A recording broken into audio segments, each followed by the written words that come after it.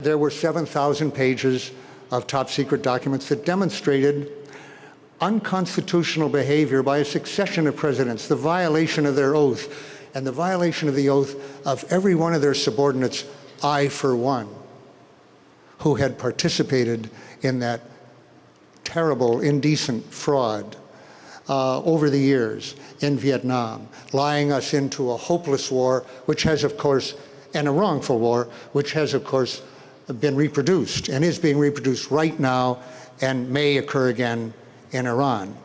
So the history of that, I thought, might help us get out of that particular war. Let me skip over the intervening 22 months then, really, which passed after I first copied the Pentagon Papers, when I was trying to get them out. And the senators and others who were not up to the task of putting them out, people who were otherwise very admirable and very creditable in their anti-war activities. Senator Fulbright, Senator McGovern, Gaylord Nelson, Senator Gaylord Nelson, various others, except for Nelson, Fulbright, McGovern, and Senator Mathias, some of the best people in the Senate, had in fact, contrary to the way it's often reported, not refused to bring out these papers when I discussed them with him. Each one agreed to bring them out and then thought better of it over a period of time. Said they just couldn't do it, take the risk. In effect, the underword, you take the risk, but I've got an important position here and I can't ruffle the waters here. I read in, I did give them to the New York Times, sorry, to Neil Sheehan, but with no assurance that they would come out in the Times. And for reasons not clear to me still, Neil, who again acted very admirably and credibly, as did the Times, which took a great risk in deciding to publish the papers, did not tell me they were bringing them out.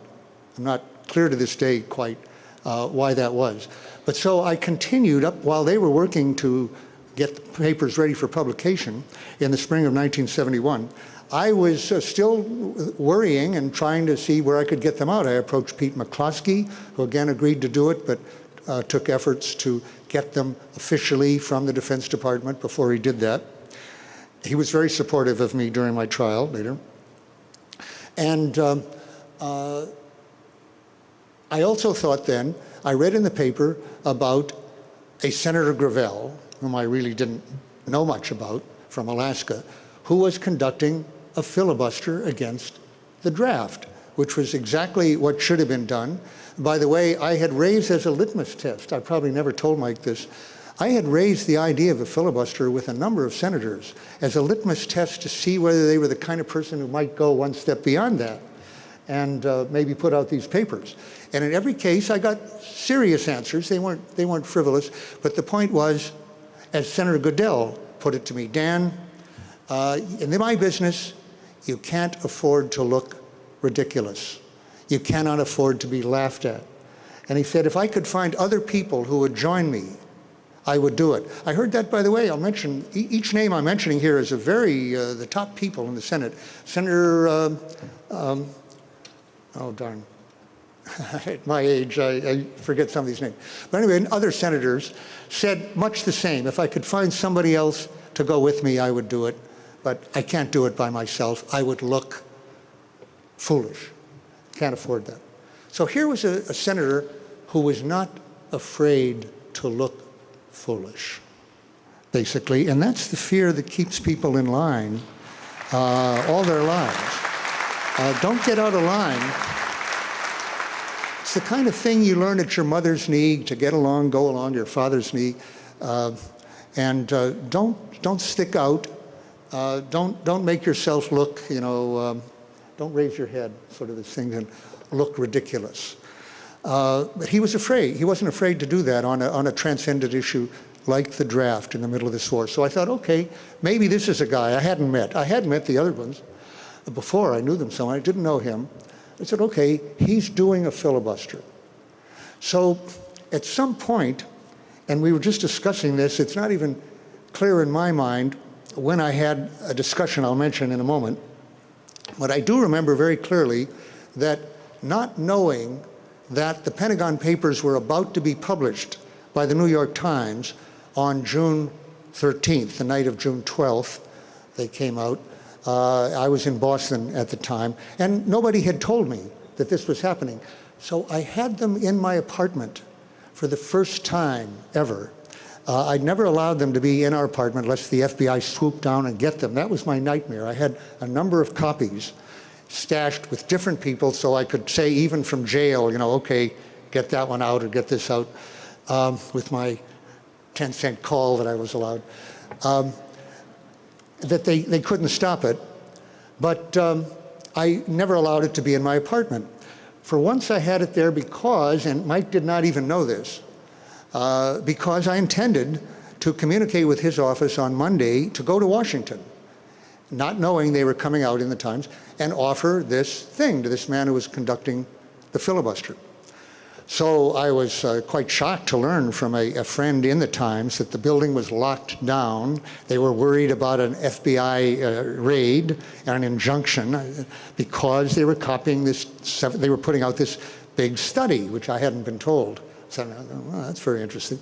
And meanwhile, I had these papers in my apartment. The FBI might come any minute. And I had already had a scheduled meeting with Howard Zinn that night with our families, his wife and my wife, to go to see Butch Cassidy and the Sundance Kid. And so I called Howard, didn't say it over the phone, but I said, I'll come to your apartment, we'll go from your place. And I went there with the papers and asked him if I could dump them in his apartment for that night, which he said, you know, fine. I had already shown him. He was one of two people I'd shown Noam Chomsky and Howard Zinn, both some of these papers earlier. So papers came out that night. We got them at midnight in Harvard Square. There wasn't a lot of attention on Sunday to them, which everybody was surprised at in the New York Times. The TV didn't pick it up and so forth. But on Monday, they'd got attention, and the key thing was that John Mitchell, the Attorney General, then asked a request of the New York Times that they cease publication of this criminal act, stop this. Remember, they had lost their law firm already, Lord and Day, on the grounds that their lawyers had told them this was treason and a criminal act, and they wouldn't represent them. And Mitchell was confirming that and telling them that they must stop. Well, they went ahead. They did not obey the request. So the next day, Tuesday, they enjoined the New York Times for the first time in our history. We know from the tapes now that Nixon had asked Mitchell on the tape, I've heard this, the day before, on Monday, Mitchell wanted to put the Times on notice. And question, Nixon says, have we ever done this before? And Mitchell says, oh yes, many times. Terrific legal advice from the Bond lawyer. It had never been done in our history, and of course led to a constitutional battle, which Nixon lost and Attorney General lost. But they did enjoin it, and so the question was what to do next. I hadn't been identified yet, but I decided, on the basis of one other person who suggested it to me, that I give it to the Washington Post. And meanwhile, I had called up Gravel's office. I was still able to use a phone, not my home phone, but I went out to a payphone and said to the person there, is your boss interested in putting out the Pentagon, I didn't say the Pentagon paper, is your boss intending to keep up this filibuster? Is he going to stay there? I said, oh, absolutely. They said, well, I've got some material that could keep him reading till the end of the year. If he's interested in it, you know. And that being the #1 story at the moment, he sort of guessed what it was, and I think Mike will go on from there. He went on and informed Mike of this possibility. But the question then was how to get them to him. I could no longer travel as I'd planned to do. So I'll end with this story, which will tie in with, Mike can take up the story from there. The question was how to get it to him. I was not in a position to travel at this point. So I did arrange with a former colleague from Rand, Ben Bagdikian, an editor of the Washington Post, who had spent a year or two at Rand as a consultant. Mic's down? You can hear me? Okay. Ben Bagdikian, I said I knew. So I called him up and arranged to have him come to Boston. Yeah, it was a colorful story, which I think is told in the thing you have there. He came to Boston, Cambridge, took a room at the Treadway Inn near Harvard Square. And my wife and I brought these boxes of ill-assorted papers, tremendous stuff we hadn't collated, ideally, to him, and we spent the night with him collating and putting them in an order that he could take back with him. And in the morning, he had this big box. He didn't have, he needed a cord for the box, and asked the Treadway agent, and the motel owner said, well, somebody's been tethering a dog outside. I can give you the dog cord that we've been. So he tied up the box and he went off and put it on. My wife and I looked at the television before we went home. We'd been all night on this now. This was about 7:30 in the morning. And there was our home being, with some FBI agents knocking on the door on live television. And they were knocking on the door. So we thought, maybe this isn't the best time, to go back home, actually.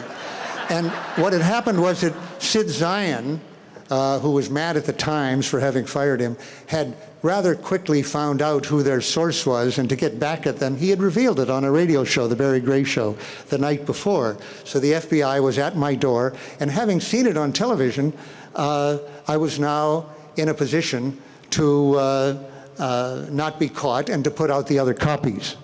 Well, the reason so we didn't go home. We went underground in Cambridge.